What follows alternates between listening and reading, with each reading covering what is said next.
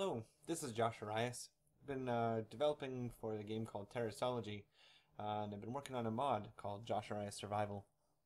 And I've been working on it for a bit, and finally should actually make a video to show the things I've been working on. The first block you'll need is an assembly table. This block will help you craft all the different things you need in the world. So to do that, find a block of wood, which I already have in my inventory here. Press I for inventory. It gives you a simple crafting interface. Put the block of wood in and hit assemble, and it shall create an assembly table. I already got one here, but I'm going to place it beside. So now when you press E on the assembly table, it brings up the interface. The assembly table allows you two sets of inputs plus tools, and has a list of things that you can create on the right hand side. I'll be going through a lot of these in this video, but we should probably start on some other basic blocks. Next one being the tool assembly table. Now to make this, you'll need an assembly table. Fire that through, make you a tool assembly table. So if in a tool assembly table, obviously you make tools. So you start off in the assembly table making the different ingredients for the tools, and then you actually put them together on the tool assembly table. So you'll be putting together the handles and the heads, so like an axe head or a pickaxe head, that sort of thing. And you'll notice some of these things. So we'll go to the tool assembly table here. For example, the pickaxe head, you need plates. So these are metal plates. You can make them out of any metal. At the moment, we've got some iron, I think, here. Iron ore. Great. I've also got this crude hammer I'm going to bring out, as you'll see in a second. So to make iron, to make plates, you need nuggets with a smithing hammer. And in order to get nuggets, we need to crush down some iron ore and smelt it. So let's start with the crushing bit. We'll get some iron ore.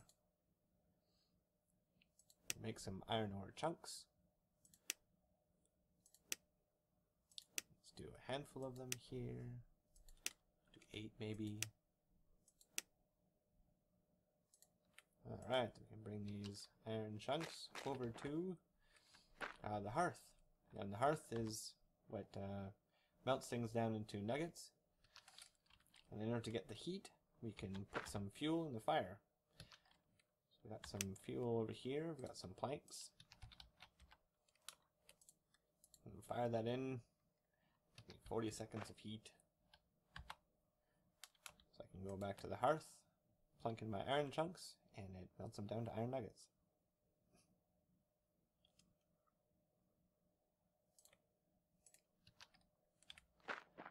I'll go back to our assembly table. So now that we've got iron nuggets, we're closer to getting plate. Smithing hammer. A smithing hammer, you can use a mallet or a... there's one more in here somewhere. Is it the sledgehammer? I can't remember. Anyway, but mallet's the one we'll need. For mallet, we need 4 nuggets and a rod.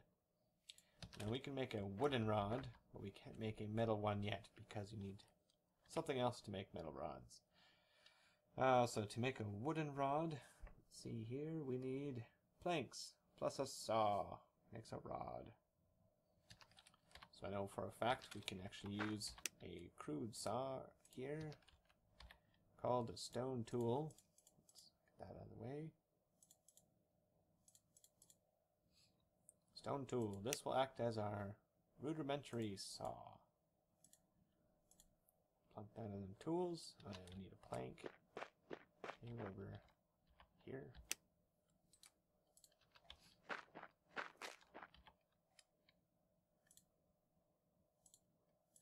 Alright. 1 wooden rod. Okay, and then let's go back to our tool assembly table to make our mallet. 4 nuggets, 1 rod. 4 nuggets, 1 rod equals mallet. Super, now we can make the plate. Put our 4 nuggets in there. our mallet. We now have a plate. Huzzah, iron plate. Now to make anything substantial, we'll need a lot more than just one plate. However, probably the most useful one off the bat is the metal file. You need one plate and a mallet, which we have both of, which is in here.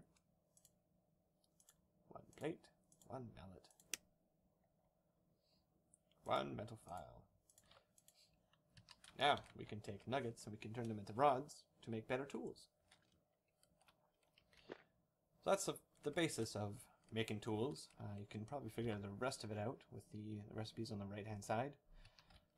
Let's move on to something else. Let's move on to the sifter. Now this is a tricky little piece of technology. Basically what you're going to do here is you're going to be taking out the impurities out of your ores, and you get a better tool with more pure metals. So let's go back and make some chunks of stuff. Chunks of iron.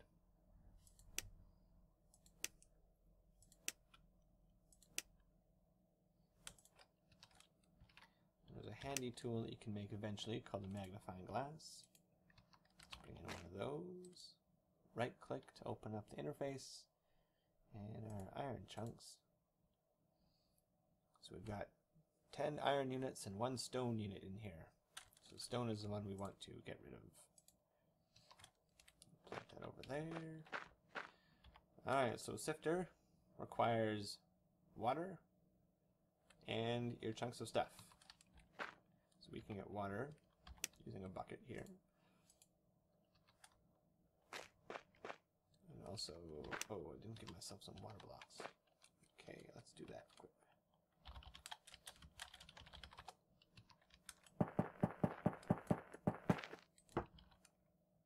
That'll do. 1 bucket of water. Right click to put the water in. Water.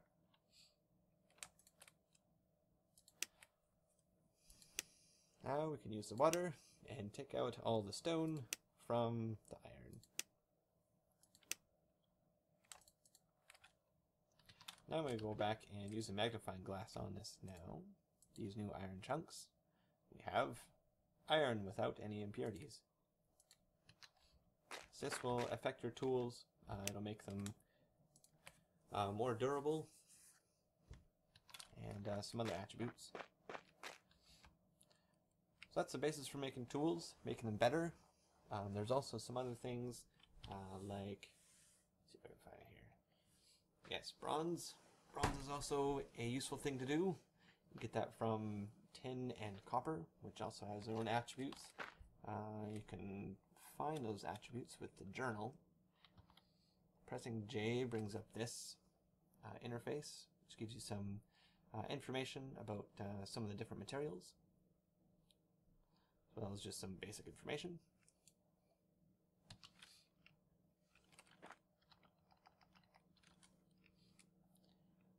So yeah, so after you've made tools, you've gone mining, you've found a bunch of ores, you now have a plethora of iron and such to work with, you can start making some automated machines. So these automated machines take care of doing some of this work for you, so be crushing ores and eventually sifting and that sort of thing. So a few blocks, we've got the axle. This transmits power from your engines to your machines. We've got a gearbox. See, I guess axles can only go in straight lines. So if you want to turn a corner, you have to connect them to a gearbox so you can switch directions. And then the engine, press E on engine. Right now all you can input is coal chunks and it creates some power for you. So the machines you like to power, we have the crusher that crushes ores into chunks. You've seen that before. We used the sledgehammer to do that. Well, yeah. I guess we use something different. Then we also have the sawmill, which takes care of taking your logs and turning them into planks. And also the grinder, which we haven't discussed yet, but it takes chunks and creates dust out of them. With dust, that's how you can mix metals together to create different metals. For example, bronze. Then we have the friction heater. So this takes power from one of your engines and heats up a hearth. So you can use one power system, and you can power that instead of having to feed coal and other fuels into multiple machines. So then we also have the conveyor belt and the item extractor. These are for transporting items from one machine to another, or one inventory to another. I'll show you those later. Then also the water pumps. So you can pump water using power through pipes, put them into tanks, and then you can feed things like the sifter over there that requires water. So let's hook a couple of these things up together, see how they work. We've got some extra stuff here, got some axles, also got some coal chunks.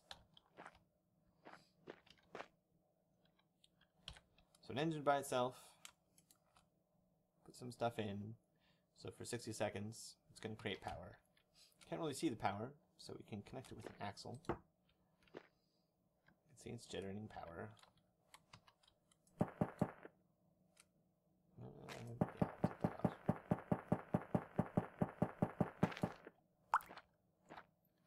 So we can feed it to a nearby machine. You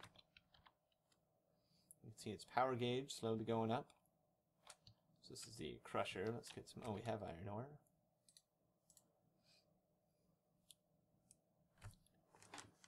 So it takes a bit.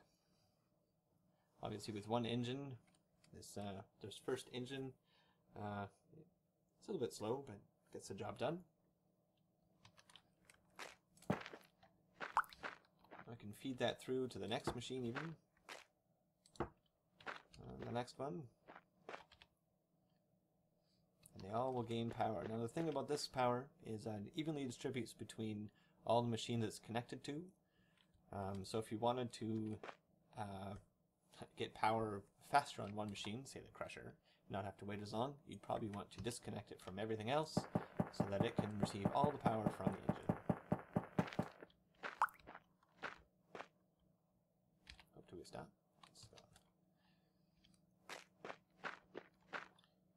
So we have the conveyor belts. I suppose we should actually get a few more.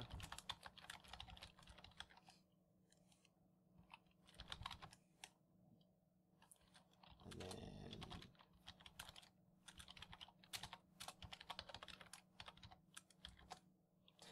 spelling. So we've got these iron chunks that are in here. Let's say we want to move them over to somewhere else. Let's say a furnace. Well, furnace, a hearth. Let's bring them over here. We got our crusher. Let's put this guy over this way. And we're going to connect up the conveyors. You can see it's got an arrow showing which direction the items are going to go. And the extractor. Oops, and the extractor is the wrong way.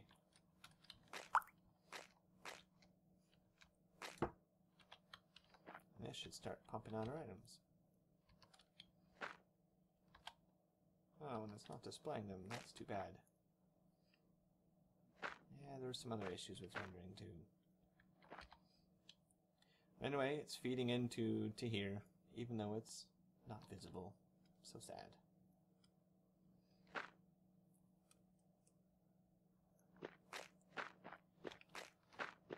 So that's conveyors. We've got another video showing the conveyors working. Then we've also got the fluid pumps. Basically, you hook up power to the pump itself, which goes next to a water block, and then you attach pipes to where you want it to go. It's fairly simple. The more power you give it, the more blocks it can raise the water. So if you have a tank that's 10 blocks above the pump, you have to provide enough power for it to push the water all the way up that 10 blocks.